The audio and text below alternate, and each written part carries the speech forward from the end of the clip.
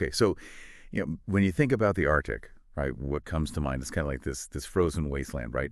But the truth is, it's changing big time. And it's becoming a major geopolitical hotspot.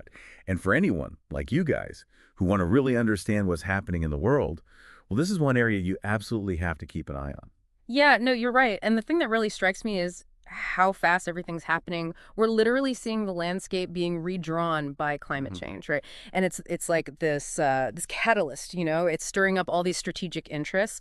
And to be honest, it's creating this potential for conflict in a place we thought was, well, pretty much untouchable. Totally. So in this deep dive, we're going to break it all down for you. We'll look at why tensions are rising in the Arctic, who the main players are, and what it could mean for the rest of the world, the ripple effects. We've been doing some research, and, if you're following current events, especially if you're thinking about those UPSC exams, sources like the Hindu, they're giving a really important perspective on all this. It's crucial stuff. Yeah, and to get a grasp on it all, we're going to have to look at a bunch of interconnected things. So first off, why is the Arctic suddenly so important? What's all the fuss about? And then we'll look at the rules of the game, so to speak, the international laws like UNCLOS, the UN Convention on the Law of the Sea, and what the Arctic Council does. We also need to look at who's claiming what, and finally we'll dig into the relationships or, sometimes rivalries between the big players like the US, Canada, Russia, NATO, China, the whole gang. All right, let's dive right into that first part then. Why is everyone suddenly so interested in the Arctic? It used to be this icy, faraway place, right? What's changed? What made it so important all of a sudden? Well, I think there are two main things driving all this, and as you might guess, it all boils down to the melting ice. One is, the resources are becoming accessible. Now, there was this study back in 2009 by the U.S. Geological Survey, and their figures were pretty mind-blowing. They said the Arctic could hold a huge chunk of the world's undiscovered oil and natural gas, like potentially 13% of the oil and 30% of the gas. Whoa, that's incredible. So we're talking about like future energy supplies right there in the Arctic. Exactly. And it's not just about oil and gas. It's also rich in other valuable stuff like rare earth elements, which are essential for all our tech these days. Then there's copper, phosphates for fertilizers, and get this, even the fishing grounds are becoming more productive as the warmer waters push further north. For a long time, getting to these resources was just impossible because of all the ice and the harsh conditions. But as the ice melts, well, the opportunities are opening up. It's like this treasure chest that's slowly unlocking. You said there were two main factors, right? What's the second one? Right. So the second big thing is that these new shipping routes are opening up, and they could be game changers, for global trade. Take the Northeast Passage, for example. It runs along Russia's Arctic coastline and could shorten the distance between East Asia and Europe by, get this, 8,000 kilometers compared to the traditional routes through the Suez Canal. Think about the fuel savings and how much faster goods could move around the world. Yeah, that kind of reduction in distance and time, that could completely reshape global trade. Absolutely. And this is where China's interest comes in. They've got this idea of a polar Silk Road, essentially using these Arctic shipping lanes to boost their trade and, find alternatives to choke points like the Strait of Malacca and the Suez Canal. Of course, the other major players are watching this very closely, and they've got a lot of questions. So untapped resources and new trade routes. Got it. Those are the big drivers. Mm-hmm. Well, let's talk about the legal side of things. You mentioned UNCLOS and the Arctic Council. How do those play into all this? Okay, so here's the thing. Unlike Antarctica, which has a specific treaty that keeps it demilitarized, the Arctic doesn't have that kind of overarching agreement. Instead, it's mainly governed by UNCLOS, the United Nations Convention on the Law of the Sea. That's a really important point to understand. Under UNCLOS, coastal states have certain rights within their exclusive economic zones, or EZs. These zones extend 200 nautical miles from their coastlines. Within their EZ, they have control over the natural resources. But here's where it gets interesting. UNCLOS also allows countries to claim parts of the seabed beyond their EZs if they can prove, scientifically, that their continental shelf, the underwater part of their landmass, extends out that far. So it's not just about like planting a flag somewhere. You have to make a scientific case for extending your territory underwater. Exactly. And this has led to a bunch of Arctic nations like Canada, Denmark, because of Greenland, and Russia, all putting in overlapping claims to the UN. They go to this commission, the Commission on the Limits of the Continental Shelf, with their evidence. And if their claims are accepted, well, they get control over huge chunks of the Arctic seabed and, of course, any resources that might be down there. But here's the catch. There's this principle of the common heritage of mankind that's supposed to apply to the seabed beyond national jurisdiction. And it doesn't really address these extended continental shelf claims in the Arctic. It's a bit of a gray area. Sounds like a recipe for some serious disagreements down the road. What about the Arctic Council? What role do they play? The Arctic Council is a big deal. It's got all the Arctic nations. The US, Canada, Russia, Denmark, Norway, Sweden, Finland, and Iceland. And they also include representatives from indigenous peoples organizations. Their main job is to protect the environment and promote scientific research and cooperation in the Arctic. And in a lot of ways, they've been quite successful in getting everyone talking and working together on research projects. But, and this is important, the Arctic Council is mainly a forum for discussion. They don't actually have the power to settle territorial disputes or enforce international law.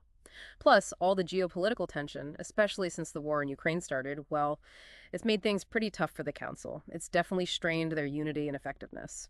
Got it. So it's a place to talk, but not necessarily to make the big decisions. Mm. Which brings us to the territorial claims and the friction points. Where are the main areas of conflict? Well, there are a few hot spots, for sure.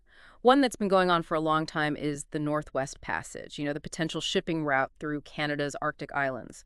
Canada is adamant that these waters are internal waters, meaning they have complete control over them. But the United States says, no, it's an international strait, which means everyone should be able to sail through freely. It's been a thorn in the side of U.S.-Canada relations for a while. Two major players with very different views on a potentially crucial waterway.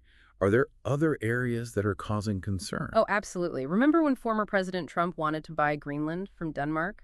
That was interesting, to say the least. Even though it didn't go anywhere, it showed just how much the U.S. wants to increase its presence on the island, especially because of the Pacific Space Base, which is super important militarily.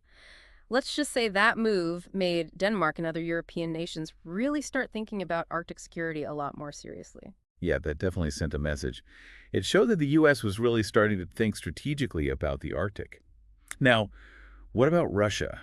They've been making a lot of moves in the region, haven't they? Oh, yeah, they have. Russia's actually been in the Arctic for a long time. They've got the most infrastructure up there, including the world's only fleet of nuclear-powered icebreakers that are actually working, which gives them a big advantage in those icy conditions. And they've been busy reopening and upgrading old Soviet military bases all over their Arctic territories. Remember back in 2007 when they planted their flag on the seabed at the North Pole? That was pretty symbolic. More recently, some Russian officials have even said that Norway's Svalbard archipelago, which is under this unique international treaty, should actually belong to Russia. You can imagine how that's gone over with NATO countries. Whoa, yeah, that sounds like a pretty direct challenge to the way things are. Yeah. And it definitely shows how ambitious Russia is in the Arctic. Speaking of NATO, how has their expansion, with Sweden and Finland joining, changed things in the Arctic? Well, with Sweden and Finland joining NATO, the security situation in the Arctic has changed completely. Now, almost all the Arctic nations are part of NATO, except for Russia, of course. And because of that, NATO has been increasing its military activity in the Arctic. They're holding more exercises, bigger exercises, and sometimes they're doing them right near the Russian border. It's a clear sign that NATO's taking the Arctic very seriously these days. So we've got established Arctic powers like Russia and now NATO members all stepping up their game. What about China? They've called themselves a near-Arctic state, right? What are they hoping to get out of all this? China's ambitions in the Arctic are a little different. They seem to be focused on the economic and scientific side of things, at least for now. But there's definitely a strategic element to it. Even though they're geographically far away, their declaration in 2018 as a near-Arctic state was a pretty strong signal. And their plans to build their own nuclear-powered icebreaker show they're serious about using those Arctic shipping routes. Plus, they're getting closer to Russia, doing joint naval exercises and things like that. That's something the Western powers are keeping a close eye on and, makes them a little nervous. It sounds like the Arctic is turning into this incredibly complex game of risk with all these competing interests. So zooming out a bit, what does this mean for global security as a whole? If we're thinking about the big picture here, it's pretty clear that the Arctic is no longer just some side issue. It's becoming a key battleground for energy, military power, and global trade. And the stakes are really high. Plus, the legal framework isn't all that clear, and there's no single strong governing body like we have for Antarctica. So there's a real risk that the Arctic could become a flashpoint where things could escalate into conflict, especially if international cooperation breaks down. And we can't forget about the environment, right? I mean, all this activity has a huge impact on a very fragile ecosystem. Absolutely. The environmental side of things is crucial. More ships mean a higher risk of accidents and oil spills, which would be devastating for the Arctic ecosystem. And offshore drilling, well, that carries its own set of risks. And let's not forget that climate change, the very thing that's opening up the Arctic, is already harming the environment and the people who live there. Any large-scale industrial activity needs to be approached with extreme caution, or we could cause irreversible damage. It's a tough balancing act for sure. So as the ice melts, the Arctic is only going to become more important geopolitically, and that means both opportunities and huge risks. It's this fascinating story about resources, trade routes, territorial ambitions, and global power plays, all happening in this place that used to be so remote and icy. Yeah, and what I think is really interesting and what you guys need to understand is how all these things are connected, how they're all being driven by the dramatic environmental changes that are happening in the Arctic. It raises a really big question about what's going to happen to the Arctic in the future. And that brings up an important point for you guys. What does all this mean for global security? And how do we protect the Arctic environment, especially with all these changes happening? It seems like strong international cooperation is going to be essential if we want to prevent conflict and protect the Arctic. Now, for those of you studying for your UPSC exams, understanding what's happening in the Arctic is super relevant. It ties into international relations, geopolitics, and environmental issues, all of which are important for both mains and prelims. It's a complex situation, but it leads to a really crucial question for you to think about.